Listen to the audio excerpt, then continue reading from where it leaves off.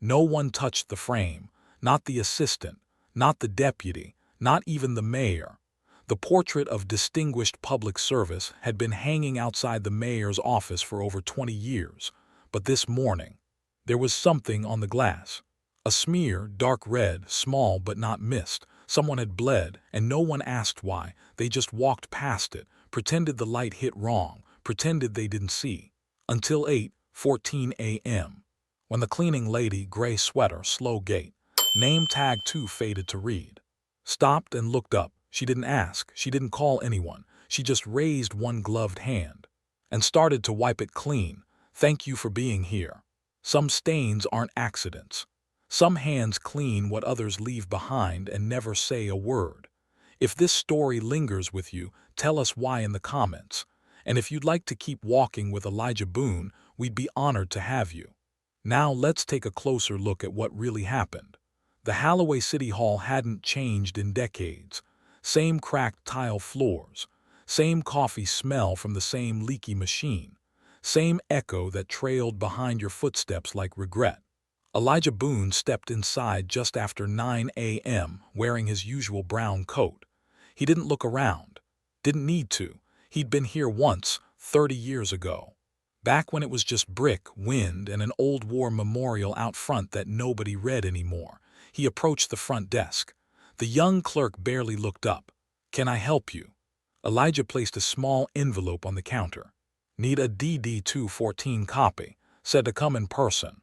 The clerk sighed, typed, "Chewed gum too loud. 3rd floor, office 3B. Follow the blue tape." Elijah nodded, turned to go, but paused just for a second. Something wasn't right. The hallway past the stairs was unusually quiet. And there, just outside the mayor's office, stood a woman, old, maybe 65, pale gray cardigan over a janitor's uniform, one sleeve frayed. She held a rag in one hand, a bottle of cleaner in the other, but she wasn't cleaning, she was staring up. At a frame on the wall, it was a photograph, sepia-toned, large, inscribed beneath, Mayor Randall Keaton, serving with honor since 1997. But on the glass, just above the mayor's shoulder, was a thin streak of red, dried, unmistakable blood. Not much. Could have been from a paper cut, could have been something else. But what chilled Elijah was, no one was talking about it. He watched the woman slowly raise the cloth. She wiped once, twice. The streak smudged, then faded. She paused, pressed her palm to the frame for a moment, then walked away. That was it. No alarm, no questions. By the time Elijah reached office 3B, the image had burned itself into his mind. Inside, a middle-aged records assistant handed him the form. Bored, efficient. "You served." Elijah nodded. "Vietnam." Then a few tore more.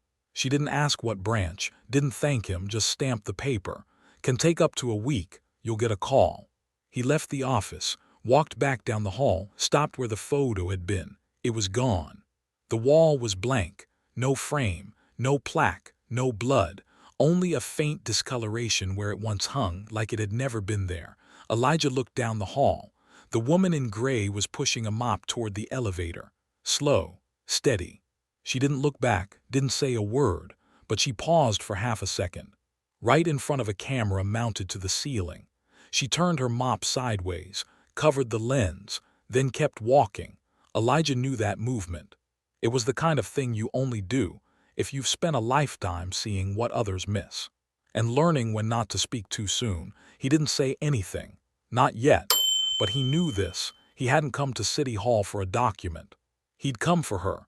Elijah came back the next morning. Same coat, same walk, but this time no appointment, no form in hand. No reason to be there, at least not one you could write down. He simply took a seat in the lobby, sat near the vending machines, drank a bitter cup of old coffee, and waited. By 9:30 a.m. the rhythm of City Hall had returned, footsteps clicking, phones ringing, elevator dings, small talk that meant nothing. But Elijah wasn't listening to any of that. He was waiting for the moment she would walk past. And just after 9:43 she did. Clara Hughes, same gray sweater, same stooped shoulders, same cart full of silent tools, mop, gloves, rags. She didn't look at him, but she paused just briefly at the base of the staircase, then kept going. That pause was for him. She knew he was watching. Elijah waited another 15 minutes, then stood. He moved slowly, not chasing.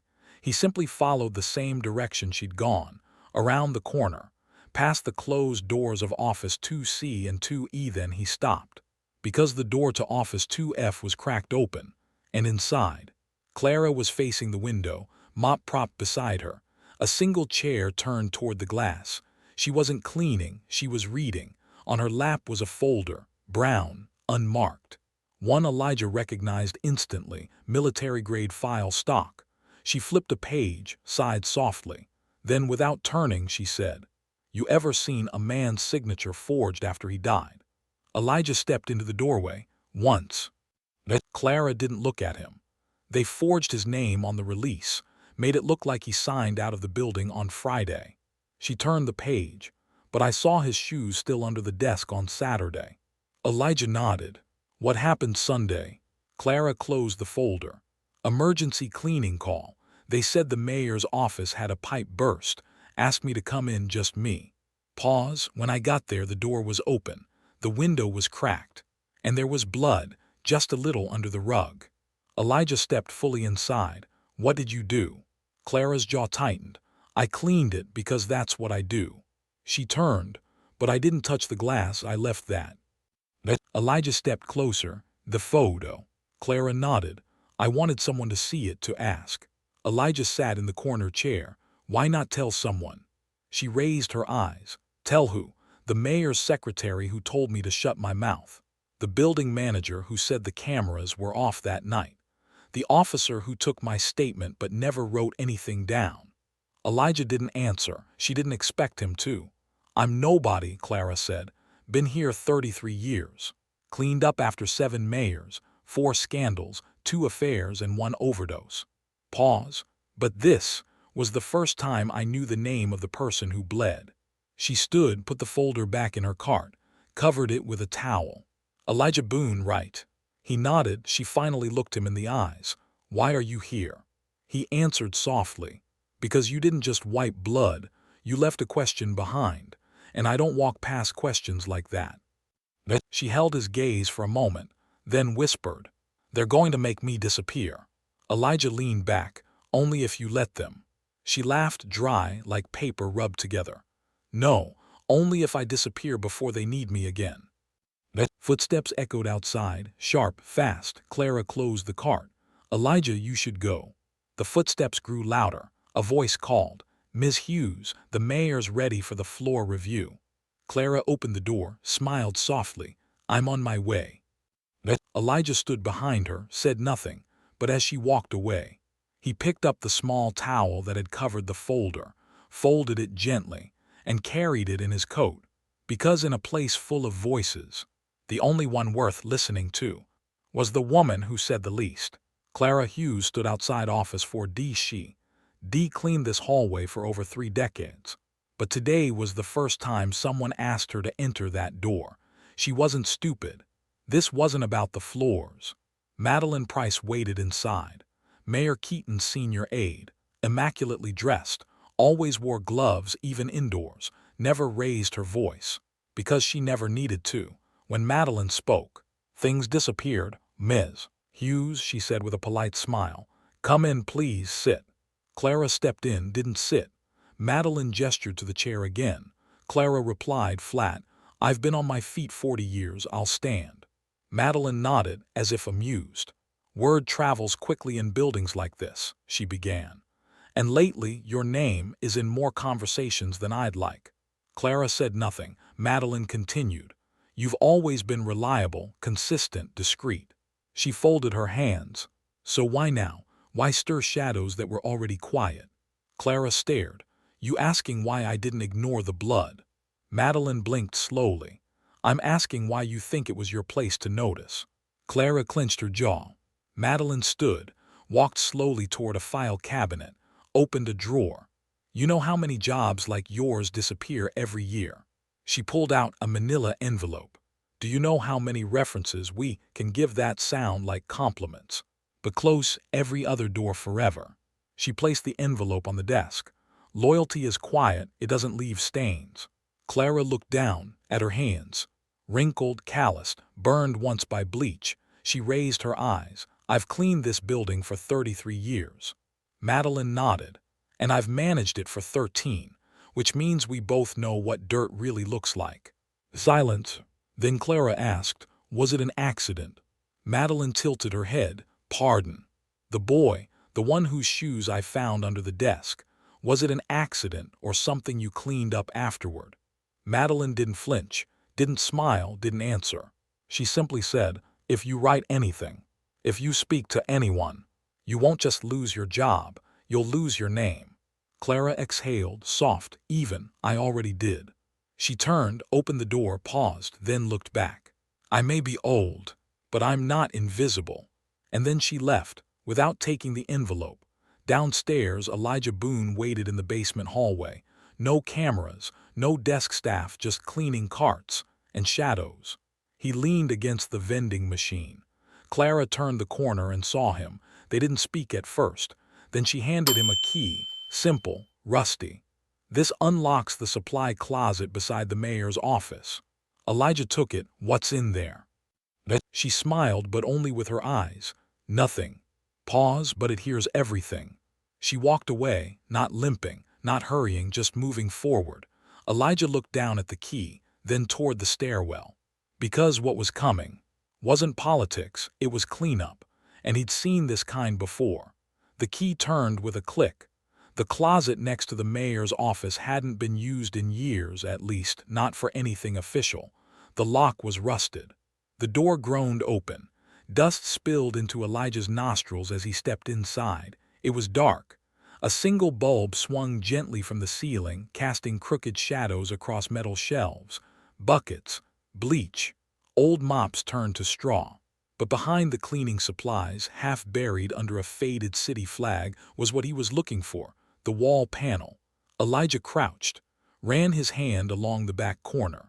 There, just behind a false grate, was a tiny speaker wire, clipped crudely, but connected. And when he pressed the loose panel, it dropped open with a creak. Inside sat a small, boxy recorder, military issue. He pressed play and listened. This isn't my fault, Madeline. The voice was young, male, nervous. I told her not to go in there. A pause, then Madeline Price's voice, calm and lethal. It doesn't matter who opened the file, Adam. It matters who saw it. More silence. Then a sound, soft, quick, like a chair tipping. The young voice again. I didn't push her. She stepped back. Madeline, you panicked. That's the problem. The recorder clicked. Another segment started. Now Madeline again, but colder. Here's what's going to happen. You're going to sign this. Then you're going to leave the building. When they find her, she'll be listed as a cardiac event. Do you understand? The boy sobbed. But she hit her head. There was blood. You'll say you didn't see it, because if you did, you go down with her. Click, silence, then a final voice, different, older, male, slurred. What do we do about the cleaning staff? Madeline, still calm. They're used to washing things away. They don't ask questions. That's why we hire them. The tape ended. Elijah sat there for a moment longer, then pulled the device free, slipped it into his coat pocket, and stood. He didn't slam the door. He closed it gently, because what he carried now wasn't just evidence. It was something else. Wait. Clara Hughes sat at her small kitchen table that night. A pot of weak tea steamed beside her. A yellow legal pad sat before her, half filled in neat block letters. She didn't write quickly. She didn't scratch anything out. Each sentence landed like a truth finally being allowed to breathe. She didn't name names. She didn't accuse. She simply described the sound the body made when it hit the floor, the rag she used to clean the blood, the photograph she didn't wipe, and the girl. Her name was Natalie Sutter, a junior aide, 26, fresh out of grad school. She'd been working on a transparency audit.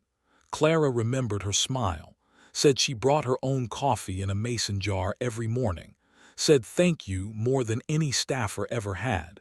And now, she was gone, folded into paperwork, filed under something sterile, forgotten. Clara's pen paused. She looked up. The clock ticked softly in the corner.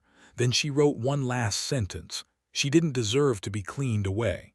She folded the papers, placed them in an envelope, wrote 2 names on the front, Natalie Sutter's mother, and the man in the brown coat. She walked to the mailbox just after midnight, slipped it in. No return address, just her initials, CH, back at City Hall. Elijah sat in his truck, tape recorder on the seat beside him.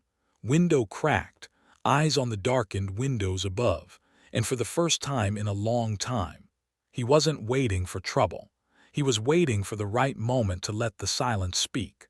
The door opened quietly. Elijah Boone stood on the porch of a modest brick home. It was early evening. The air smelled like cut grass and drier sheets. Birds chirped. Somewhere a child laughed in the distance. The woman who answered the door had silver-streaked hair, wore a navy cardigan and house shoes, eyes swollen not from crying but from years of holding it in. She didn't ask his name. She just looked at the envelope in his hand. "She was my only daughter," she said. Elijah nodded. "She was someone worth remembering." He didn't hand her the envelope. "Not yet. I didn't know her," he said, "but I met the woman who cleaned up after her." The mother blinked. Elijah continued, "And that woman refused to let her story be washed away." He extended the envelope. Inside was the recording, a typed transcript, and Clara Hughes's letter. The mother took it with shaking hands, held it to her chest. "Didn't open it. Why are you doing this?" she asked. Elijah replied softly, "Because I've lived long enough to know. Some wounds don't close until someone dares to name them." He turned to leave. She called after him, "What was the cleaning woman's name?" Elijah paused. Clara Hughes." The woman smiled, faint, tired. "I'll remember that." Clara Hughes didn't come back to work the next week. No explanation, no formal resignation. She left her cart exactly where it had always been parked, against the boiler room wall, under the old exit sign. On the seat of the cart was a small folded towel, and her badge face down. No one said anything, but something changed. 1 week later, a new photo appeared outside the mayor's office. Where Mayor Keaton's portrait used to hang was now a sepia-toned photo of a young woman holding a clipboard, smiling sideways. Below it, a plaque, "Natalie Sutter, 1997-2023. She asked the right questions." People passed it, some paused, some didn't, but no one dared take it down. And on the 3rd floor, in the quiet corner near Office 3B, there was now a small brass plate screwed into the wall. It read, "In memory of those who cleaned up after others, and still left things better than they found them." Elijah Boone passed it one morning, ran his fingers across the edge, then kept walking. No press conference, no lawsuit, no arrests. But for the first time in a long time, the hallway didn't smell like bleach. It smelled like something new, something earned. Some people shout for justice, others wait for it. But a rare few make it happen quietly, with gloves on, mop in hand, and no one watching. If this story made you think of someone who does the quiet work no one thanks, tell us about them. Sometimes the people who make the most difference are the ones who never ask for credit. Leave a comment, share this with someone who'd understand, and if you want to keep walking with Elijah Boone, we'd be honored to have you here. We'll see you in the next one.